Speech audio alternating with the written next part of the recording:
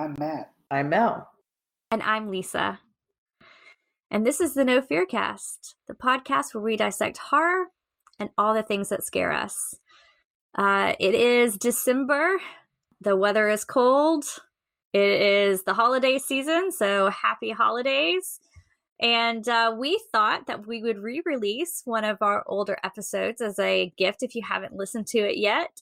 This is our episode on the Christmas ghost stories. As you know, we've been talking about Ghost in our most recent series, and most people associate ghost stories with sitting around the jack-o'-lantern at Halloween, but there is a strong tradition of ghost stories being told at Christmas time. So enjoy this as our little gift to you. It's finally that time of year where we can all enjoy ghost stories and spooky things like spying elves and old men who want to watch to see whether you are naughty or nice. Yes, it's finally Christmas, so let's gather around the dead tree you put in your house and tell some scary ghost stories. This is the No Fear Podcast. We know what scares you. Hi, I'm Mel. And I'm Lisa. And this is the No Fear Cast, the podcast where we dissect horror and all the things that scare us. This is the 9th episode in season 3, and it is Christmas time again. All right. Before we get started in our discussion, I just want to first say that, as you guys could probably tell from the intro, Matt is not with us tonight. He was feeling under the weather, so sadly, it'll just be Lisa and me on this recording. Not that I don't love recording with Lisa, but it's always kind of sad we can't have all three of us here for the discussion. The second thing I wanted to say before we get into our discussion is, if you guys are interested in Christmas horror, we have 2 seasons before this one where we've talked about it before. So we did a Christmas episode, our first season, where we had a Charles Dickens scholar on with us, Sherry, and we talked about A Christmas Carol and some of his other ghostly Christmas stories, since Charles Dickens is mostly associated in our minds probably with Christmas ghosts. So there were many other writers at the time of him writing these sorts of things. And the other thing is, I believe our first season, we did a mini episode that we released to everyone. We do mini episodes on Patreon. If you support us as a Patreon supporter, $5 a month, you get extra bonus content and conversations in the weeks between our main eps. And we did a mini episode on Christmas horror kind of around the world, where we talked about Krampus and the Yule Cat and Gorilla and various other Christmas horrors in other countries and traditions that we have brought with us to America. And I believe our last Patreon episode, if I remember correctly, in this season was about Christmas haunted houses and how that's a new phenomenon. So there's other episodes y'all can check out if you're interested in this topic. So Merry Christmas. As I think we've talked about before, ghosts don't just stop haunting us on Halloween. They hang around all winter. For instance, the song The Most Wonderful Time of the Year talks about the scary ghost stories and tales of the glories of Christmases long, long ago. Telling Christmas ghost stories, particularly in the night of Christmas Eve, has been a tradition for a long time. And while it probably has been going on much longer than the Victorian age, during the Victorian age, when a lot of our traditions of Christmas became a thing, people weren't really celebrating Christmas that regularly in the Victorian time period. And so some of our traditions got pulled from other places and kind of formed then, from the Christmas tree to present giving and, using stories to kind of teach morals and charity during the time period and that sort of thing. But this idea of the dark winter nights and the cold and all of that kind of lent itself, I would say, probably to the penchant for people telling ghost stories, and the Victorians just kind of ran with it so they could make money selling their Christmas annuals with lots of Christmas ghost stories in them. That's kind of my take, Lisa. I know you said you want to bring back Ghost Story at Christmas time. Yeah, I mean, I really feel like we need to bring back the ghost story at Christmas time. I mean, precisely for the reasons that you were talking about, Mel, because, like, I'm sitting here as we're recording this, and, It is in December, and of course it got dark around my house way too early, and it's cold. And probably not as cold as it is in some parts of the country, but for me it is very cold outside. And it's just kind of rainy and dreary and gross. And it's the exact kind of weather that makes me at least want to wrap up in a big cozy blanket with like a cup of tea and never move. But I can see how that would be a tradition, like, putting kind of Christmas and the holidays aside. I can see how that would be something that people would want to do. Just kind of get cozy, get kind of snuggled up and then start telling stories. And honestly, the best stories to tell are the ones that, have a ghost in them or some sort of intrigue. So you can kind of see how that would naturally come about. And then just putting Christmas on top of it, because I think I can't remember if we talked about it in one of our last episodes, or maybe it was our last mini for our Patreon supporters, where we were discussing just the idea that, sometimes Christmas, it can get just a little too holly jolly, and you need something to balance it out. And, sometimes it's nice to kind of talk about something that's not quite as Christmassy as everything else is screaming in our modern society. Everything is sugar cookies and elves and gingerbread men, and it gets to be a lot. So yeah, I would welcome a tradition of inviting some close friends over and sitting around a fire and seeing who can spook each other out with the best ghost story. I think it's great. Yeah, I agree. And when you sit and you think about some of the best ghost stories, they either were written to be told around Christmas, or they involve Christmas in them. Like all of Charles Dickens' Christmas tales. But The Turn of the Screw, if I remember correctly, the frame is that they're telling Christmas stories. The Woman in Black, the frame is that they're telling Christmas Eve stories. The Elizabeth Gaskell's The Old Nurse's Tale, I think that's told around Christmas. And even stories that don't mention Christmas, it's usually a cold, dreary time of year. And, what is it? I think is it the night of Christmas Eve? I'm terrible with these astrological things. Is it the night of Christmas Eve or the night of Christmas, which is the longest night of the year?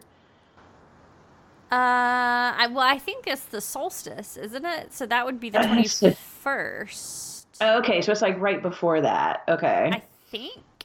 I am probably getting that really wrong too, but we have literature degrees. We don't.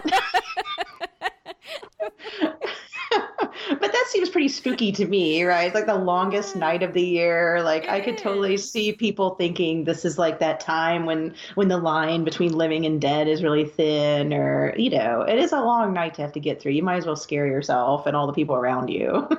Okay, so I did look it up, and it is the 21st, the shortest day of the year, which I guess would by default make it the longest night. Yes. I do know that.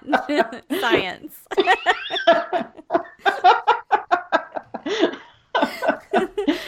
Yeah, but in a lot of these stories, and I'm so glad we're talking about this today, and we're only going to touch on a few of them, because if I cannot revive the tradition of telling ghost stories around Christmas Eve or maybe the winter solstice, then I would at the very least like to get people reading some of these old, for lack of a better term, Christmas ghost stories, even though, as you pointed out, a lot of them don't really take the holiday into consideration. It's just more that they were told around that time period. But I think we need to be talking about it, because people know when you say Christmas ghost story to most people, they're like, no, that's not a thing. Then you remind them of the song that you quoted, Mel, and they're like, oh yeah, why is that? And then you bring up, of course, Charles Dickens' A Christmas Carol, and then usually people are like, oh, okay, I guess that is a thing. But there are so many more writers out there than just Dickens who are doing this. And so if we can't revive the tradition, then at least I think we should revive some interest in these writers, because some of these stories are great. And one thing that I love is their attention to setting. Every good ghost story needs a really good setting. That's why I think so many of them are in like an old English manor house or something. But as you said, Mel, a lot of these involve either winter weather, like a snowstorm, which is kind of fun, or just kind of dreary, gross weather. And more than a few of them involve almost library-like settings. There's a lot of discussion of old homes and studies that are stacked with books on every wall, and I love that atmosphere for a ghost story. Oh, yeah. And one of the writers that we're going to talk about is M.R. James, and he was an academic, which is... You can tell in his stories. Which is obvious in his stories, and is a failing, maybe, that Lisa and I can both identify with. But most of his people will even find like forbidden knowledge or books, that kind of start out the horror. And so that kind of claustrophobic in a library doing research or maybe not doing research and stumbling upon like some person's journal they left about something creepy happening, or finding a bunch of letters, or finding a demonic scrapbook, or these various setups that he has. And there's usually a scholar, sometimes a medievalist like he was, not always, but he does a really good job of playing with the idea of putting a person who you wouldn't normally think of as being like into the supernatural, just kind of doing their thing, and they stumble upon these like really crazy, horrible these crazy, horrible things. And he's writing in the early 1900s too.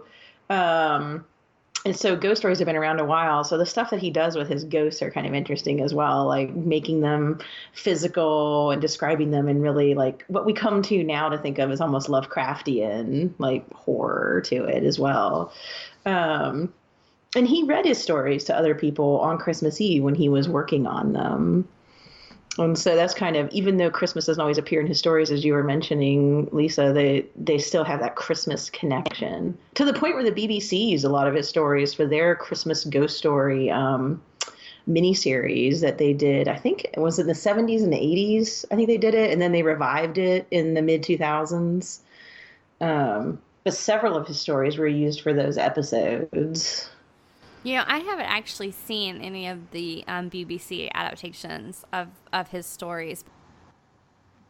Okay, yeah, I just went ahead and Googled it because I wanted to get the dates right. So A Ghost Story for Christmas was kind of like a mini series of short television films that the BBC did. And it was, as it came and went kind of over the years, it would be on different BBC channels, which is something, someone who's been in Britain would understand, that we don't have all the BBC channels. We just have BBC America. But it was in the early 70s. So the first one was M.R. James' Whistle and I'll Come to You, My Lad, which is super creepy. And it was an earlier black and white adaptation of that story in the late 60s. And they had such success with it, they decided to adapt more stories. So it was in the 70s that they did this, one each Christmas, and several of them were M.R. James stories. And then in 2005, they revived it again. So I'll go ahead and list some of the stories. The Stalls of Barchester was one of them, A Warning to the Curious, Lost Hearts, which we're going to talk about, The Treasure of Abbot Thomas, The Ash Tree, which we're going to talk about. And then they also did Charles Dickens' The Signal Man. And then when they came back, they were in 2004 and 5, they were all M.R. James stories.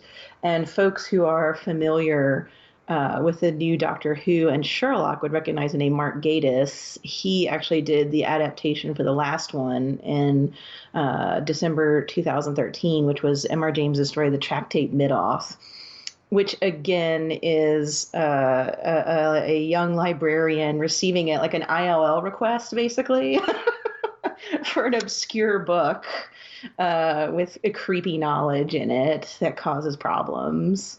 So M.R. James has kind of been the preponderance of our BBC Christmas fare. I too, Lisa, have not watched those. I just became aware of them through listening to Mark Gatiss interviews with my interest in Sherlock and Doctor Who, and now I really want to check them out. So I'm gonna have to look and see if they're on any streaming services or available in any way, because that seems like a cool way to spend Christmas. It does. I'm really curious to see how they did Lost Hearts, because reading that story, it has such a vivid picture in my mind, and it's so creepy, but I wonder how it would translate, because the story starts out, this is another one of those stories where it's kind of a rogue scholar, in this case like an elderly man who lives in this manor house and has wonderful books. In fact, there's a long list of some of the things in his libraries. A lot of Greek mythology, and there's talks of it. In a weird way, it reminds me of Poe's The Raven.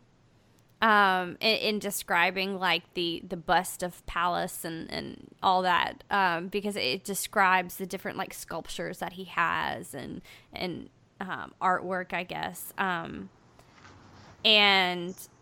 But the story is about this elderly man, the scholar, who a young orphan boy comes to live with him, who I guess is kind of a distant relation.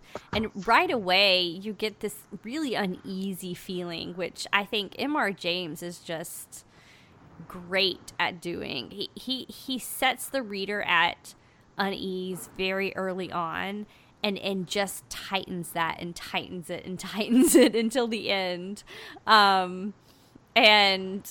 But with this, I mean, the first thing he says is when the older man meets the young boy who's now come to live with him, he says, "Oh, how are you? And how old are you?"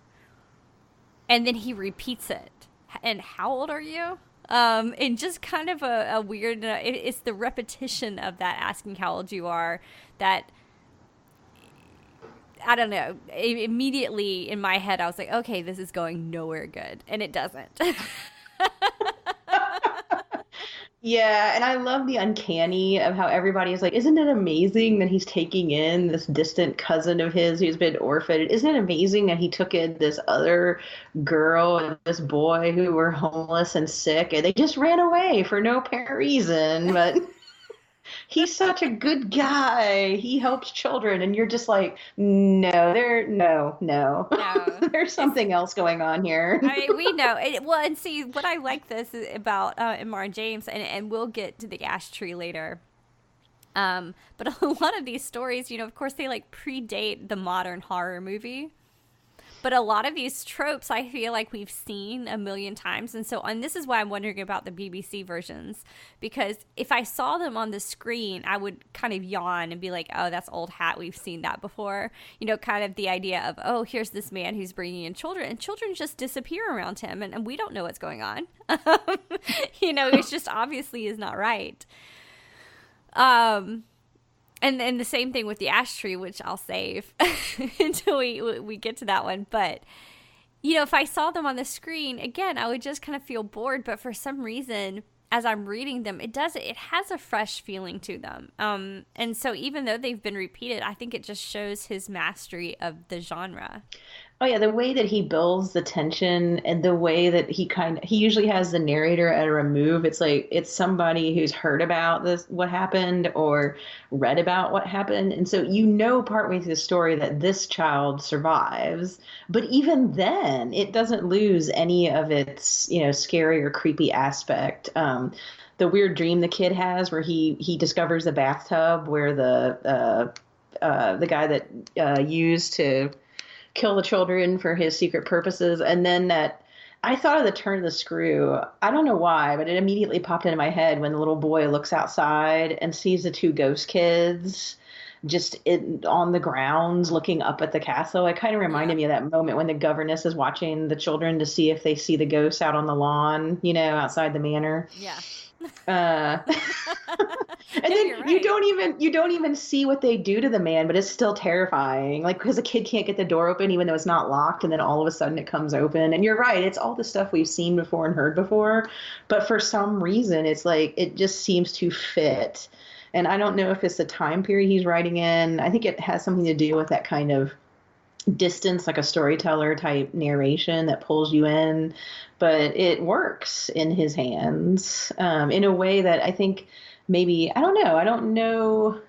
It'd be interesting to see if we could have a story like this written today and we wouldn't just, like you said, roll our eyes. Right. Well, it might be the storytelling aspect, because it does have that feel of, we're hearing this from the one who survived, and so it lends a certain um urgency is maybe the wrong word I'm looking for, but it helps the story out, because especially in the end when you basically get to look at the old man. His name is Mr. Abney. I don't think we've ever named him in the podcast. His name is Mr. Abney, and the reader actually gets to see Mr. Abney's secret papers, and so you're kind of given the answers in these secret papers, which brings the reader into the story in a really neat way. You kind of feel like one of the characters at that point, getting the secret knowledge. But yeah, in any other story, I think I would have just rolled my eyes and been like, well, that was info dump at the end of the story. Like, okay, thanks for explaining it all to us. But when I first read this one, I had to go back and reread his letters a couple of times because I was like, did I read that right? Oh my gosh. Oh my gosh. Yeah, what he's doing to those kids is horrific. I found myself wondering, like, could people watch this on television? Because you know how, what was it, Henry James, no relation, said that the turn of the screw that makes people more scared is when children are the victims. And this man is like cutting open children and trying to make sure they stay alive while he's like doing magical things or whatever with their hearts. Um, it's pretty intense, and I feel more creeped out in some ways by having that happen off stage. It's like it's the stuff you don't see and just have described in the letters that you imagine and you make worse in your mind because you've seen what the kids did to the man. It's like this selective pulling back of the curtain, just enough to get you thinking and kind of creep yourself out. Right. Well, and two, that you really feel like you're reading one story until you get to the end and realize you're reading another, because it could be just a kind of deranged man, almost like a Frankenstein character, a Dr. Frankenstein character, in that, he's so single-minded in his pursuit of immortality, because that's what he's trying to do, right? Yes, yeah. Yeah. He's so single-minded in this pursuit that he doesn't have any regard for the lives of the children. And so it could very easily be well, we just need to see this kid escape. We need to see him like outlive this man or run away from this man or get away from this man. And it could very easily just be that story. But then by the end, you do realize, in kind of a nice twist, because a lot of the ghost stories around, especially around the Victorian time period, the ghosts were pretty, what's the word? Passive, maybe, is what I'm looking for. I mean, they were there to kind of point you to the lost fortune that your aunt left you that you couldn't find, or tell you something about, but they weren't very interactive. These ghosts are, and it becomes this like very enjoyable, vengeful ghost story. Oh yeah, these ghosts they have like, claws and they are mad. Yeah. They Yes. definitely are seeking vengeance. They will, yeah, I think that's one of the creepy things about James's ghost too, is that he uses the touch of the ghost in such weird, interesting ways that you're right. Like a lot of Victorian ghosts didn't really touch anybody. They were just replaying something or providing you with information or trying to communicate. His ghosts like grab people, smother people, poison people, stab people. Yeah. There's a lot of physical interaction with the ghosts in M.R. James stories.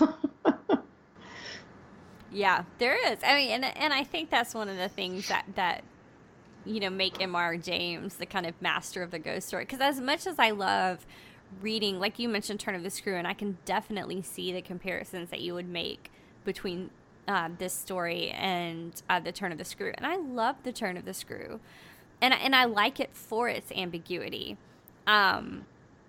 But there's no ambiguity in an M.R. James story most of the time.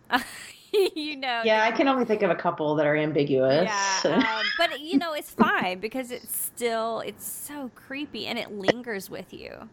It really does. It does. I think we need to talk about the ash tree because I know this entire episode is not going to be about M.R. James. We want to sneak another writer into our discussion. But I'm really curious, Mel, to hear your thoughts on the ash tree because I will go ahead and say of these two, Lost Hearts is my favorite. Mm-hmm. And the ash tree is interesting. But I'm curious to hear your thoughts.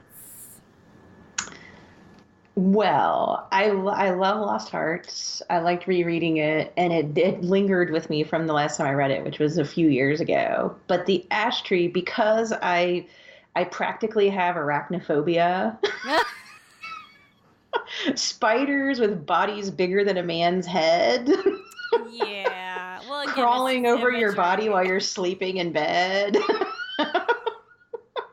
That I remember the first time I read the story, I remember where I was sitting and I was totally creeped out by it. In the end, when they're trying to kill the spiders and first the spiders kill a cat and then they're all like just boiling out of the tree and crawling. Yeah, that totally creeped me out.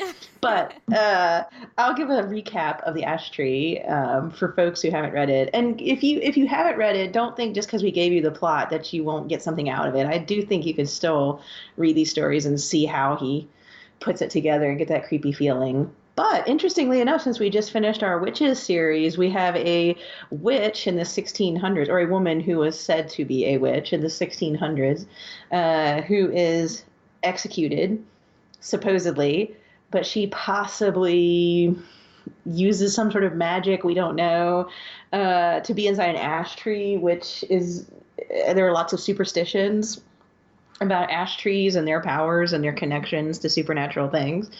And so the man who accused her of being a witch was mysteriously poisoned in his bed, which is where the ash tree touches the window of the house in his bedroom. And then his descendant is also killed when he decides to change his bedroom. And then the next guy is also killed. And so in the end, you have the two characters who are like 2 or 3 generations removed at that point, who are trying to figure out like what's wrong with this bedroom where people just keep dying in it. And so again, they use the papers, like the journal of the previous vicar, to put together that it must be the ash tree. They think that the ash tree is like straining bad things or germs into his room or something like that. What they don't realize is that apparently the witch's body is in the middle of the ash tree and spiders are coming out of her, which apparently was one of the superstitions about witches, connections to pests. And huge spiders just keep coming out of the tree and going in and killing the descendants of this man when they sleep in this bedroom. So yeah, it kind of lacks the punch of Lost Hearts to a certain extent, but because I'm so creeped out by spiders, the description of them, when the people are seeing them crawl over them and not knowing what they are, really kind of stuck in my memory.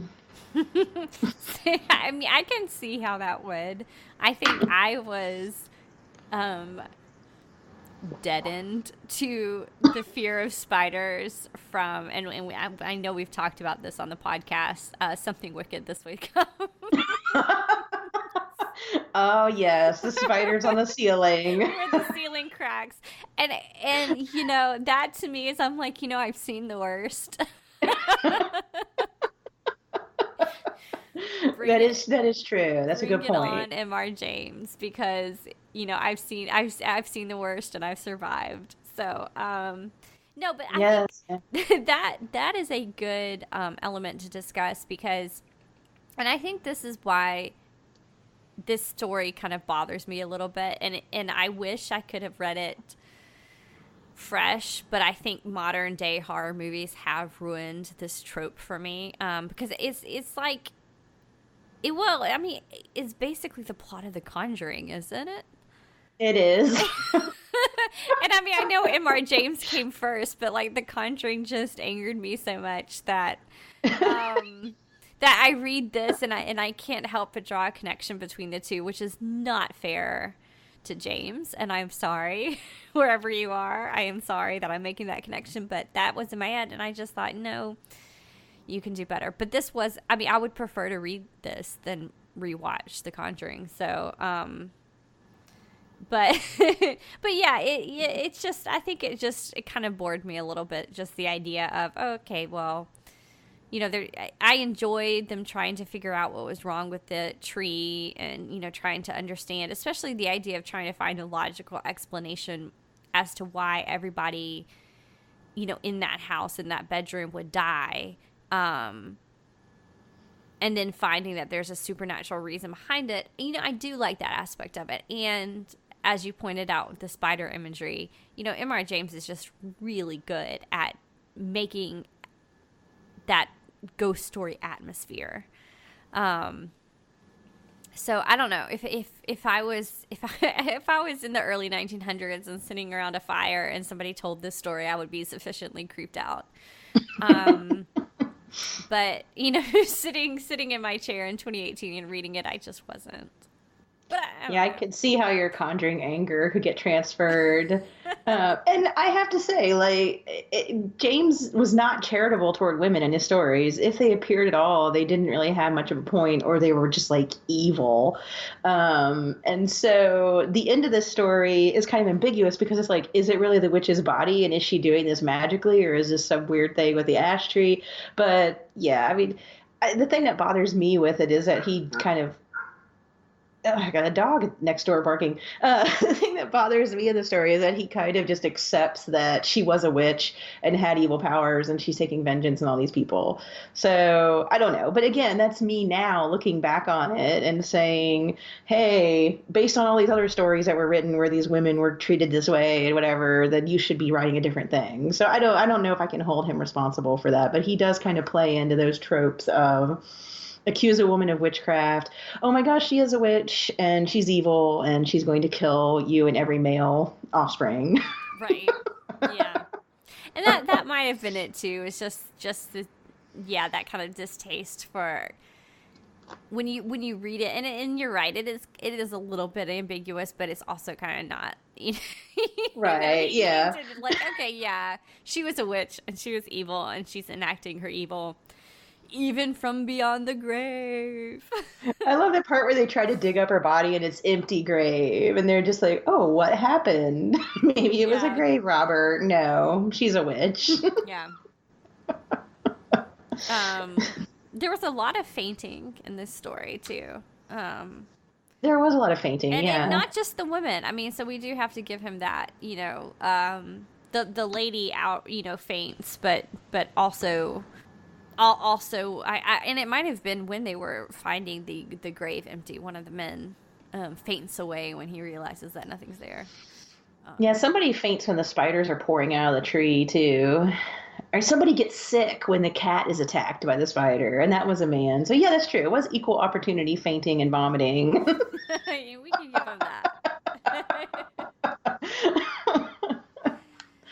I Uh, do like that kind of halfway through this, and it's around the time when they're looking through the books and the papers to try to figure out what's going on, that they kind of pause and have a like a dinner party.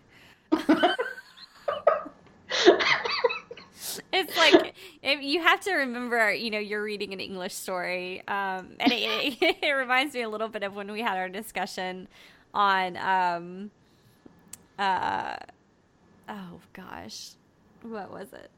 The Day of the Triffids, where Oh, yeah, they had to in the pause for middle, tea. yeah, Yeah. there's always a pause for tea in the middle of the apocalypse, because they're English, so they have to remind you of that. And at one point, it kind of reminded me of that in this story because, they're all talking about what had been going on, and then, then oh yeah, they're going to stop and they're going to have dinner and wine and play some cards and then continue on with their little mystery, which is kind of fun. Um, Yeah, not doing that would just be so uncivilized, wouldn't it? I mean, this was before the fainting away. see, if they had waited a little bit on the dinner party and solved the mystery, they wouldn't have seen all these horrible things, Right, and they wouldn't have fainted. yeah. And this is, I think, before the cat too. So Yeah, that's true too. I think Yeah. at that point, it had only been stories that they had heard. They had not actually seen anything. So I guess the party was acceptable. But that did strike me as very English and very charming. You can't solve a mystery on an empty stomach. Oh my goodness. Well, I don't know. I don't want to keep talking about this story because I just don't. But What a nice transition yeah, there. A plus. No, I mean, because we've been talking about women and how M.R. James does kind of give his women characters the short end of the stick. To some degree. I mean, there's a lot of testosterone in his stories, and often, as you said, there's the older male scholar, who's out to find the secrets of the supernatural, in a dusty old library somewhere. But a lot of these stories were written by women, and so we're going to talk about one in particular, Charlotte Riddle. Which I think it's important to talk about some of these women in the context of especially the Christmas Ghost Story, because I think Dickens, to a greater extent, and maybe M.R. James to a lesser extent, dominate a lot of the discussion. So you want to tell us a little bit about Charlotte Riddle? Sure. So Charlotte Riddle was writing a little bit before James. So when James was publishing his stories in the early 1900s, Charlotte Riddle was nearing the end of her life. She lived from around 1832 to 1906. And she's a very interesting writer. Her stories have been published. You can find her stuff on the internet, but she's not as easy to find as someone like Charles Dickens or M.R. James. She published under her married name, Mrs. J.H. Riddle, though I think she used a pseudonym earlier in her career. When she was married, she decided to go with her married name, which was a Victorian convention. This was something that a lot of women writers at the time were doing. And I guess we can't really tell if her marriage was happy or not, but there were rumors about her husband having been at prison at one point, possibly for debts, maybe something else was going on. We don't know for sure, but what we do know is that her husband was not really able to support himself and her. They were constantly in financial problems, so they were constantly facing debt, constantly on the edge of bankruptcy. And they made it through mainly because of her work. She was constantly working and felt like her writing was rushed sometimes because she was trying to make money to keep food on the table. And a lot of women writers, particularly, around that time, like the 1800s, were writing to either support themselves or to help support families. And so, the myth of the writer in a room somewhere supporting themselves with only their writing is is something that writers have had to deal with for years and years and years. It's very difficult, to make a living, but she did for a time. And then after her husband passed away, she then became ill with cancer, and she basically died in extreme financial straits. I think she belonged to the Society of Authors, which was like a club of authors, and they would help support each other financially. And she liked to write. Interestingly enough, she wrote Riddle wrote social realism novels that had to do with the economics of the time and financial troubles that people often found themselves in, and was kind of calling out this idea of like getting more and more money and not taking care of the people who are working for you. But she also was a prolific ghost story writer, and she published several stories in the Christmas annuals. So Charles Dickens, I think we talked about this in our Charles Dickens Christmas Carol episode. Every year on Christmas, Charles Dickens and other writers would put out these Christmas annuals, and writers would write stories about Christmas. Some of them were just like little sentimental pieces or nostalgic pieces or pieces about different Christmas ceremonies, and they would have puzzles in them because you have to be with your family, right? Like you have kids all over the place and everything is chaos. So you have puzzles or games in there as well to help out with that. But you also have ghost stories. And Riddle published several of those. And I think the one that we're going to be talking about is A Strange Christmas Game. Though I have to say, before we get into that, I think I shared this with you, Lisa, but I ran across a couple paragraphs from an article that Riddle wrote called The Miseries of Christmas, where she talked about all the things she thought was wrong about Christmas and how annoying she found it. And this is a woman who is trying desperately to make a living and survive off Christmas stories, which I just thought was amazingly ironic. It's one thing to be a humbug and make your money off Christmas stories. It's another to write an article about how pissed off you are. You have to be around your family at Christmas. And how it's not as fun as people claim it's going to be. I feel like she's the heroine at the start of like every Hallmark Christmas movie. You know, she is. like it's her job. It's her job to do Christmas professionally, and yet she goes home and she's like, I hate it. Rampant consumerism. Nobody's truly kind. I think my favorite line in that is there's not enough kind and there's too much kin. I'm like, wow, that's sharp. Yeah. Yeah. Not enough kind and too much kin. Yeah. Miss Riddle. All right, well, let's talk A Strange Christmas Game, because I did enjoy this story. And we chose this one precisely because, you know, we discussed before that even though these stories were traditionally told around Christmas, and they certainly were published around Christmas, a lot of them did not even remotely deal with Christmas at all. But this is one that actually takes into consideration the time of year and the holiday in a way that's really effective. You know, it does not come across as hokey at all, I don't think. No, I enjoyed it. And it is that Victorian idea of ghosts who kind of show you what happened.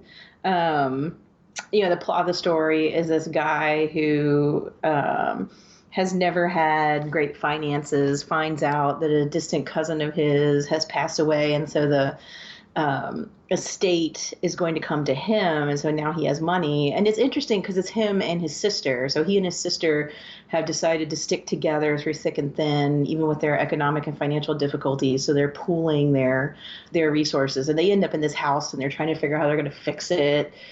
And the whole time, and this is a conversation for another podcast episode, but I'm going to throw this out there. The whole time at the beginning, I'm thinking about the book The Uninvited.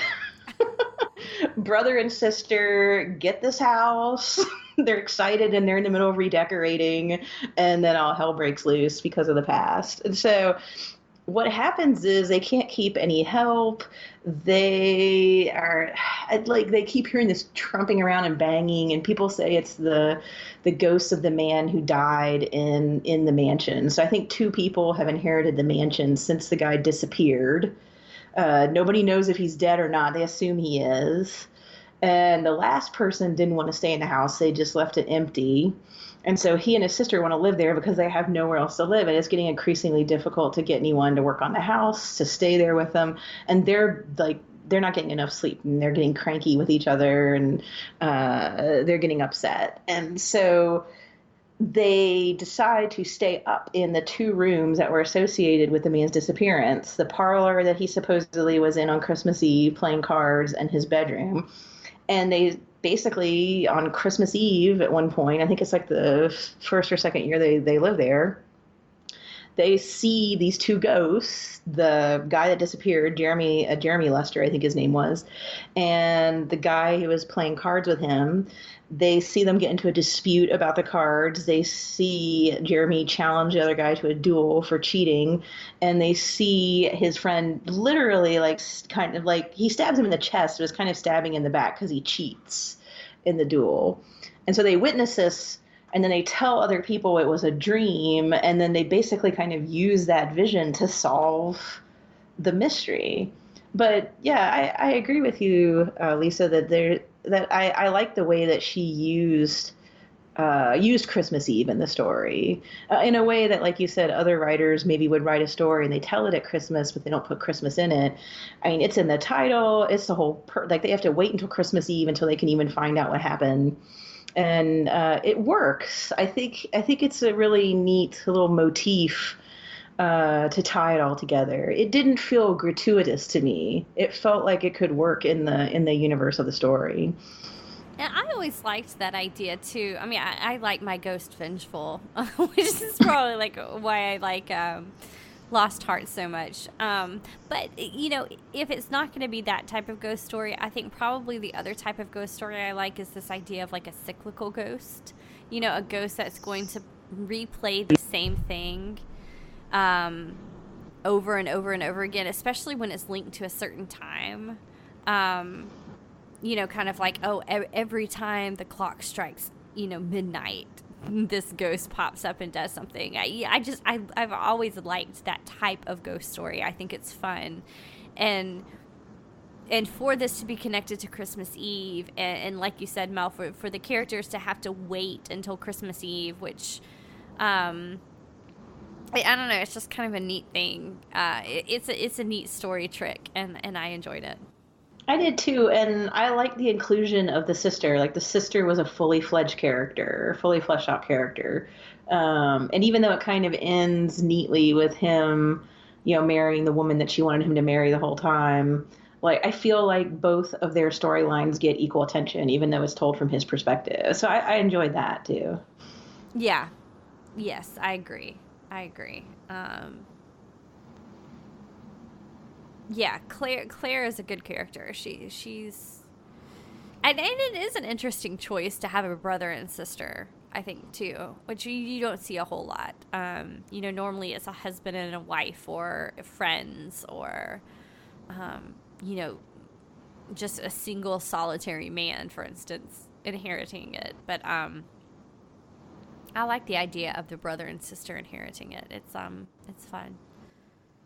Mm-hmm. Yeah, it definitely kind of doubles down on family. And if I remember right, her story, Nutbush Farm, also has a brother and sister who inherit property. So it seemed to be something she returned to over and over again. Yeah. It's interesting. This also takes advantage, just, you know, not even of we've already talked about Christmas, but the idea of winter and snowstorms, blizzards. That's the word I was looking for. I'm dancing around it. You know, the big white storm in winter. It takes those kind of elements into account and kind of adds both to the mystery of it and the atmosphere of it. Because that's one of the things that, you know, kind of going back to what we were talking about at the beginning of the podcast episode, is that you know, it really is, winter is such a bleak time. No, I love the idea too, because it's kind of expectation versus reality when you think about snow, right?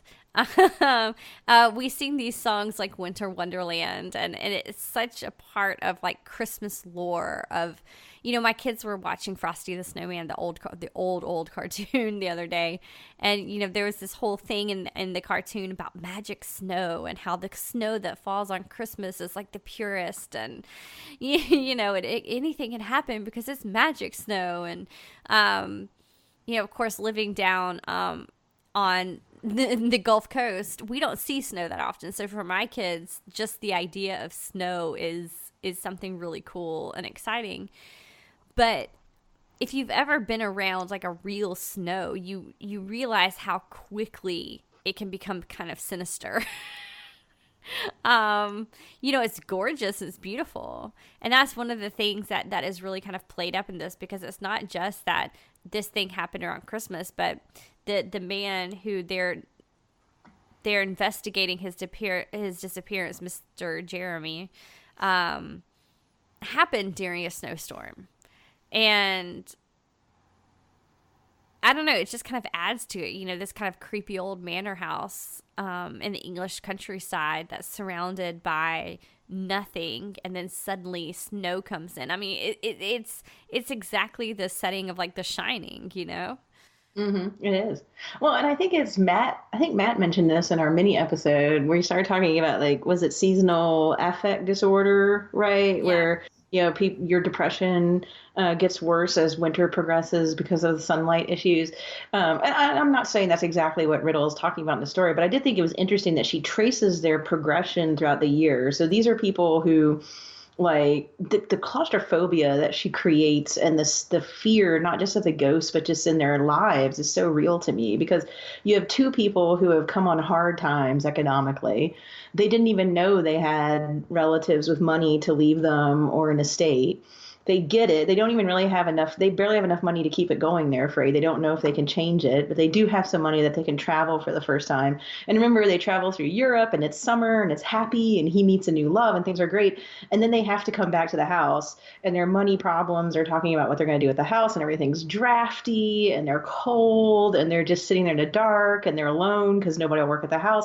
And it's just like, it's the feeling and the mood of it gets kind of worse and worse and worse, until it's just like the two of them in this house desperately trying to solve this mystery in the cold and the draftiness and the dark, and it's snowing, and then they discover it. And that just kind of really gets me too, because you start to kind of identify with them and realize, yeah, like the weather and their isolation and their financial woes that they're trying to rectify with this new money.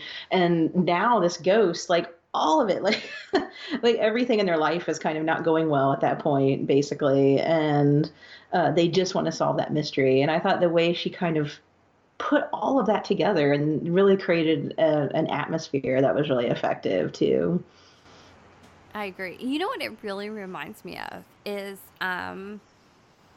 Peter Straub's Ghost Story.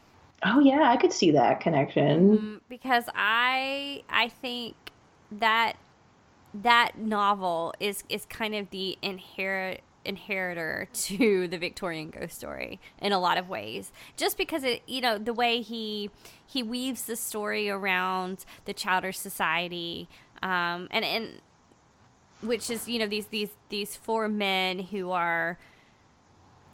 get together and, sit around the fire. I think there's even talk of like this old kind of wood paneled library, in the opening of the book, but where they all just sit around and tell stories to each other. And of course there's a greater purpose to that. And if you have not read that book, listeners, then I highly suggest going out and reading that. But he uses not just the idea of storytelling and telling ghost stories, but I think to a greater effect, he uses the cold weather, because snow and cold and ice, it all plays really well into the atmosphere of that book, and that feeling that you were describing. I think that Riddle captures of just how your problems can seem so much bigger when it's dark and cold outside. Oh yeah. So, yeah. Yeah, it exacerbates all of those things, and makes you seem more alone and like things are worse than they actually are. Yeah, totally. Yeah, I agree. Well, and then hopefully you don't have an ash tree next to your bedroom, because then things will get really bad really fast. Though, maybe if that ash tree just, if that was an actual Christmas story, then that wouldn't have been a problem, because, I don't think the spiders would have come crawling out if there was a blizzard outside. That is true. Yeah. I don't know. I just think out of all the stories we've talked about, the ash tree is my least favorite, but might have been too, just the timing, like you said, that we just finished talking about witches, and I left that discussion feeling that, pretty fond of witches, because I feel like it's a place where women can be powerful in a society that they feel powerless in. And then M.R. James just, let the air out of that sail completely.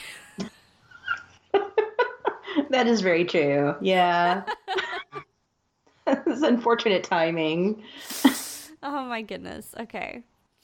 Well, Mel, I don't know. Do you have anything else to say about this Christmas ghost story? I kind of had the feeling that we can continue this on for a few more years, because there are so many more writers of the Christmas ghost story that we could talk about. Oh, yeah. Yeah. Well, and you just recently brought to my attention, that there are now collections of Victorian Christmas ghost stories out there. So as That's long as people right. keep finding these things, we can keep reading them. And I love Yeah, that. let's. I'll go ahead and do a little plug for that. So Valancourt Books, they've put out now 3 volumes of Christmas ghost stories, and they're really fun covers. They're really good graphics, but they're kind of red and white and green, and they look very festive. But they're all these ghost stories and these kind of holiday stories. A lot of I feel like there's some Dickens and Riddle and those sorts of people. M.R. James, of course. Gaskell. I'm trying to think of some of the other names I've seen in some of these volumes, but if this is something that sounds like you would like it, then I highly recommend checking those out. They make actually really good gifts too, I think. They do. I can attest to that. All right. Well, listeners, I am so glad that you joined us for this. I really hope that you take my suggestion, and this should be coming out on Christmas Day, so maybe after all the presents are opened. You can get by the fire, turn the lights down low, and instead of playing some Christmas carols, or watching a Santa movie for the umpteenth time, why don't you just either read some good ghost stories or try to outdo each other and see who can tell the best story, because I think this is a tradition we need to revive, and I have faith in you guys. You can help me do this. So as always, thank you for listening. Happy holidays, and we will be back with you in 2019.